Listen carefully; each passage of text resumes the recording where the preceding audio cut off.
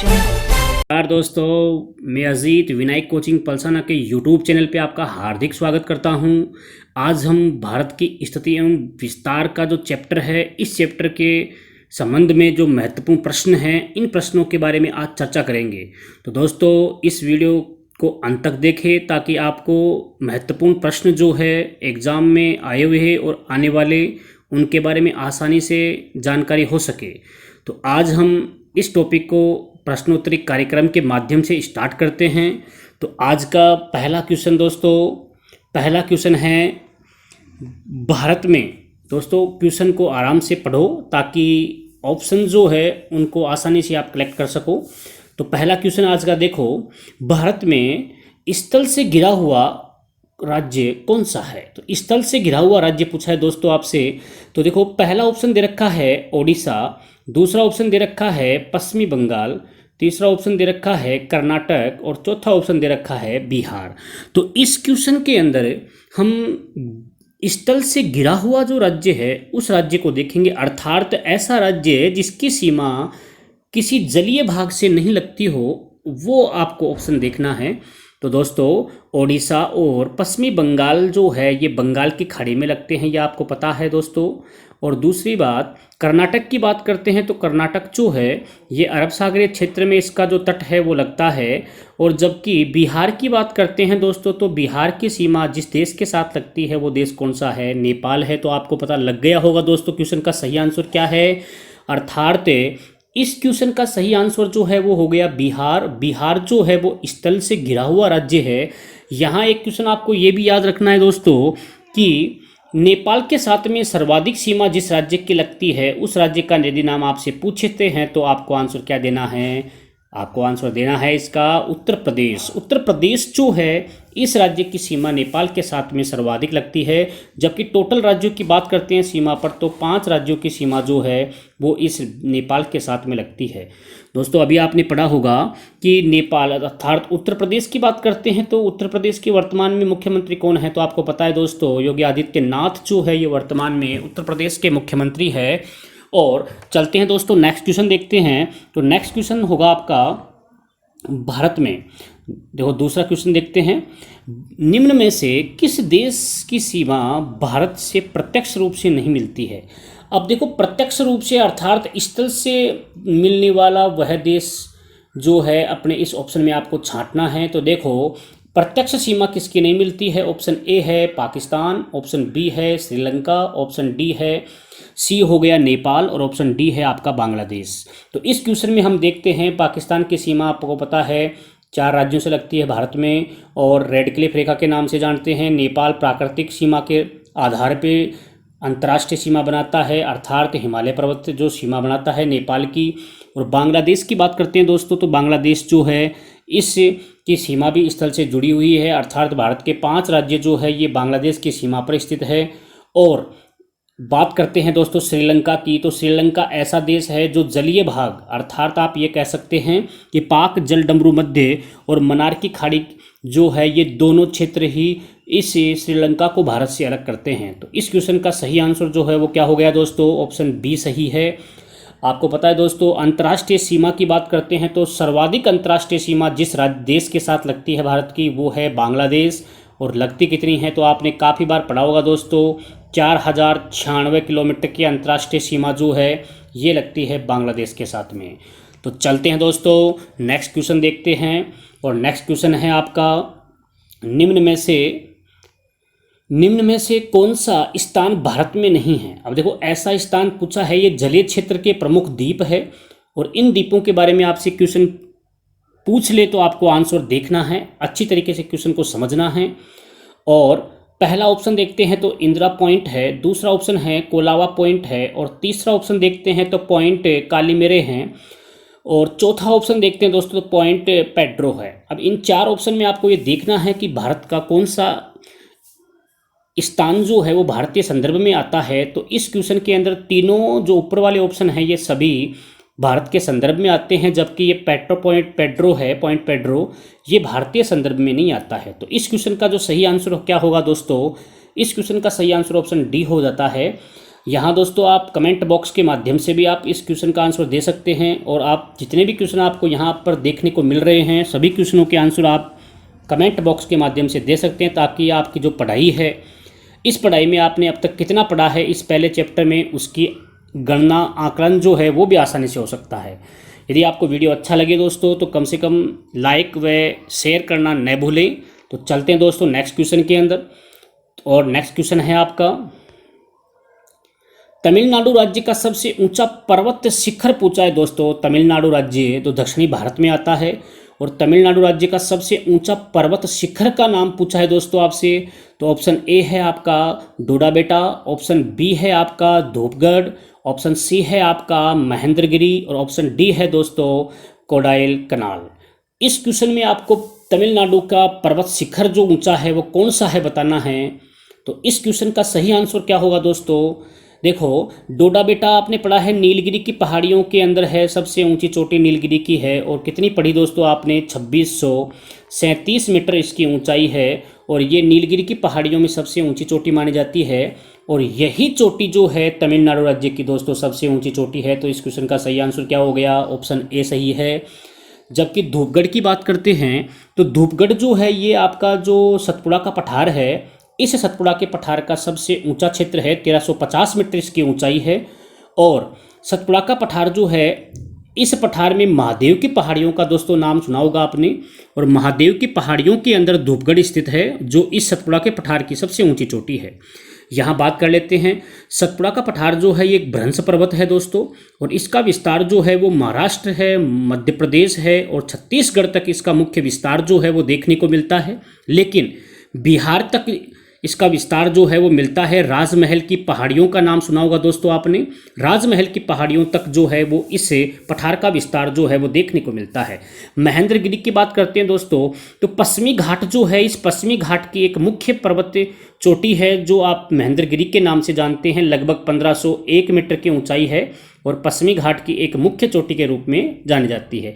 जबकि कोडाई कनाल जो है ये आपका दक्षिणी भारत का जो अंतिम तटवर्ती क्षेत्र है, केरल है, इस क्षेत्र में देखने को विशेषता देखने को मिलती है।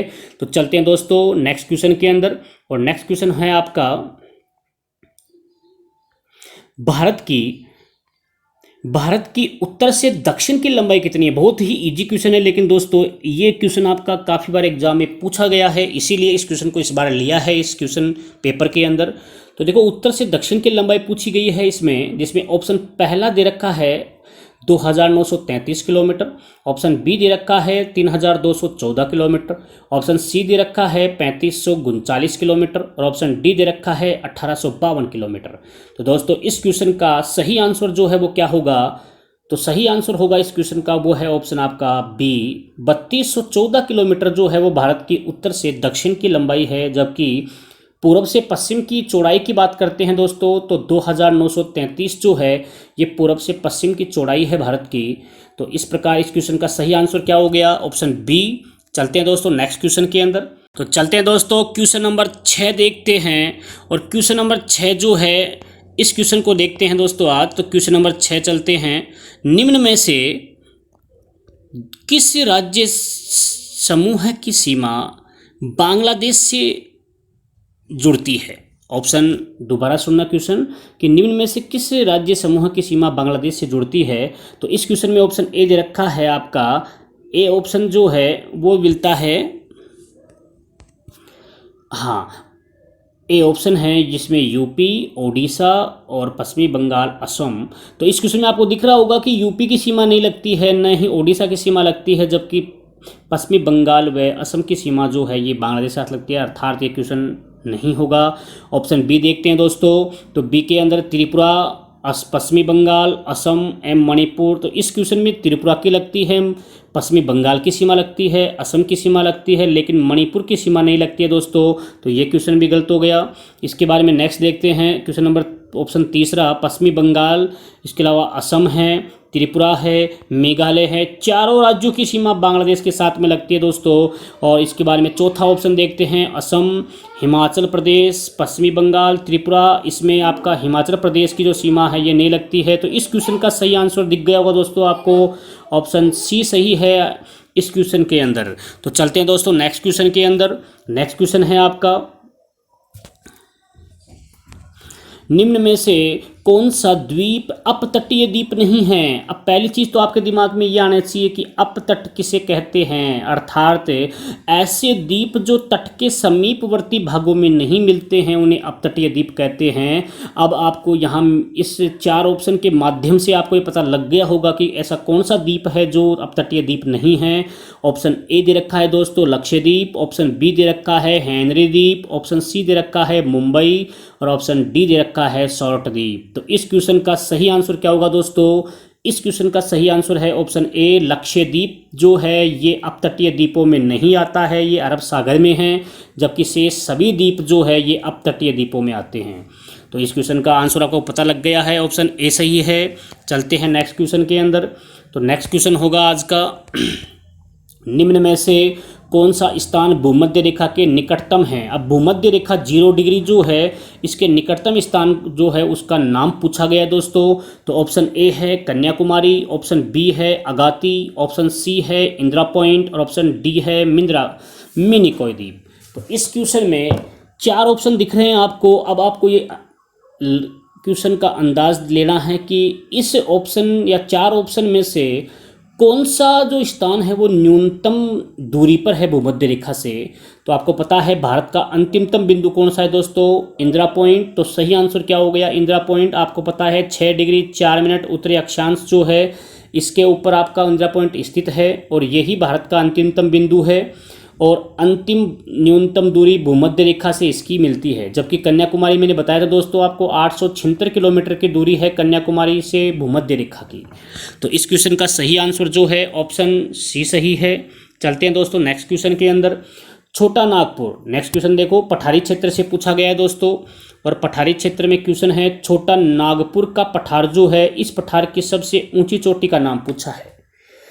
हर क्षेत्र में आपको ऊंची चोटियां याद रखनी हैं, मुख्य चोटियां। तो छोटा नागपुर जिसे भारत का रोहर प्रदेश कहते हैं, भारत का मुख्य खनिज भंडार जो है वो इसी पठारी क्षेत्र में देखने को मिलता है और भारत की सबसे बड़ी जो खनिज पट्टी है वो भी आपका यही पठार माना जाता है।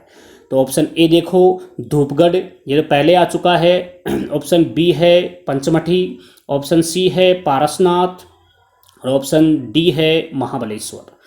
तो इस क्वेश्चन का सही आंसर क्या होगा, ऑप्शन 2 दोस्तों ऑप्शन सी सही होगा पारसनाथ। और पारसनाथ जो है छोटे नागपुर के पठार की सबसे ऊंची चोटी मानी जाती है। जबकि धूपगढ़ की बात करते हैं तो धूपगढ़ किसकी है, सतपुड़ा के पठार की ऊंची चोटी है। पंचमठी आपने पढ़ा है, अचन कमर जो पढ़ा है उसी के निकट स्थित है, तो ये भी नहीं है। महाबलेश्वर, तो ये महाबलेश्वर आपके महाराष्ट्र पश्चिमी घाट में मिलता है और यहाँ से कृष्णा नदी जो है दोस्तों, इस कृष्णा नदी का उद्गम जो है वो कहाँ से होता है, पश्चिमी घाट के महाबलेश्वर से होता है। तो चलते हैं इस क्वेश्चन के अंदर आपने पढ़ा ऑप्शन सी सही है। देखते हैं दोस्तों नेक्स्ट क्वेश्चन आता है और नेक्स्ट क्वेश्चन बहुत ही अच्छा क्वेश्चन है जो एग्जाम में पूछा गया था। भारत की दक्षिणतम पर्वतमाला का नाम पूछा है दोस्तों कि भारत का जो संपूर्ण भौतिक प्रदेश है इसके दक्षिणतम बिंदु या दक्षिणतम पहाड़ी जो है वो कौन सी मिलती है भारत के इस मानचित्र में।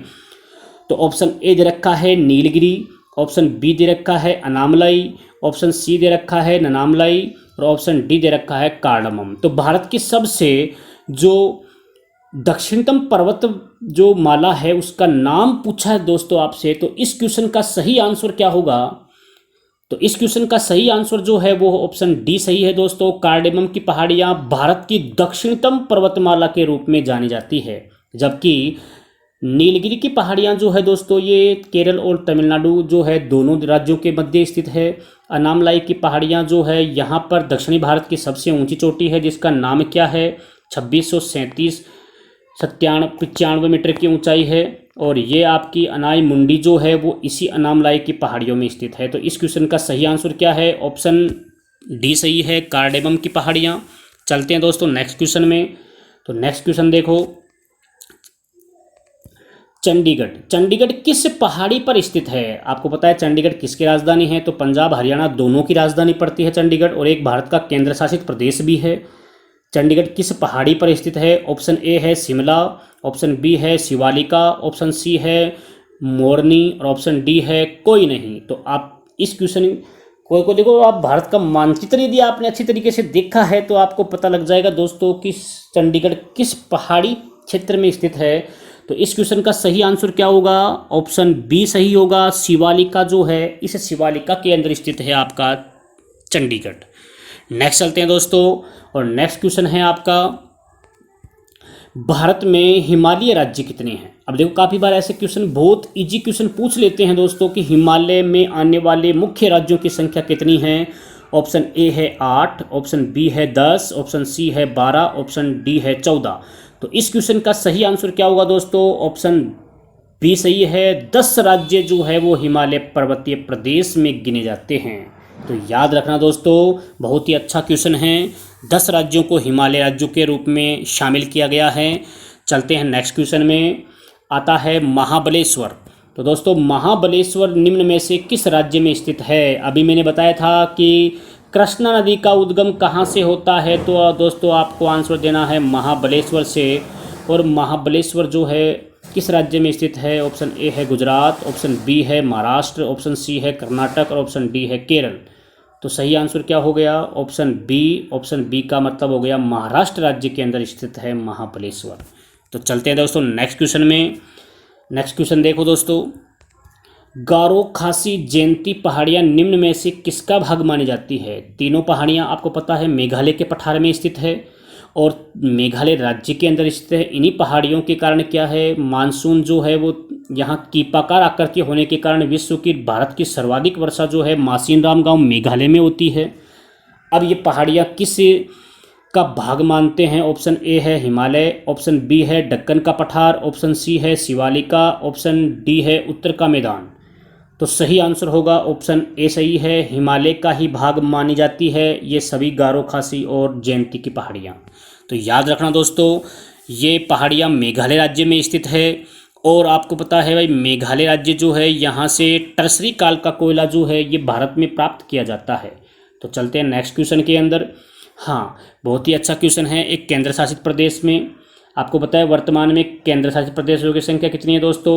8। और अब 8 में से एक का नाम आया है पांडिचेरी, पुदुचेरी का। तो पुदुचेरी केंद्र शासित प्रदेश जो है कितने राज्यों में अवस्थित है, अर्थात कितने राज्यों में फैला हुआ है?